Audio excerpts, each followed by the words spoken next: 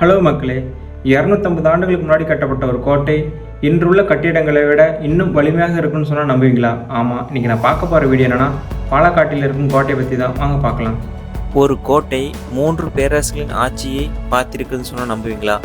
ஆமாம், ஹைதர் அலி, திப்பு சுல்தான், ஆங்கிலோர் என பலரின் காலடி சுவடுகளை தாங்கி நிற்கும் இந்த 250 ஆண்டு பழமையான கோட்டை எது தெரியுமா?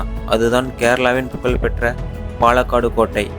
பலர் இதை திப்பு சுல்தான் கோட்டை என்று அழைக்கிறார்கள். ஆனால் உண்மையில் இந்த கோட்டை 1761ஆம் ஆண்டு ஹைதர் அலியால் கட்டப்பட்டது. பின்னர் அவரது மகன் திப்பு சுல்தான் இந்த கோட்டையை மேலும் பலப்படுத்தினார். இந்த கோட்டை பாலக்காட்டுக்கு கணவாய்க்கும் அருகே அமைந்துள்ளது. அக்காலத்தில் தமிழ்நாட்டையும் கேரளாவை இணைக்கும் மிக முக்கியமான பாதை இதுதான். அதனால்தான் இந்த இடத்தை கட்டுப்படுத்தினால் வணிகத்தையும் படைகளையும் நகர்வையும் கட்டுப்படுத்த முடியும் என நம்பினார்கள். இதன் மற்றொரு சிறப்பு என்ன தெரியுமா?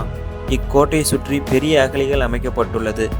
எதிரிகள் எளிதாக உள்ளே நுழைய முடியாதபடி பாதுகாப்பு அமைப்புடன் உருவாக்கப்பட்டுள்ளது. மேலும் 250 ஆண்டுகளுக்கு மேலாக மழை, வெயில், பல போர்கள் என அனைத்தையும் தாண்டி இன்றும் கம்பீரமாக நிற்கிறது இந்த கோட்டை.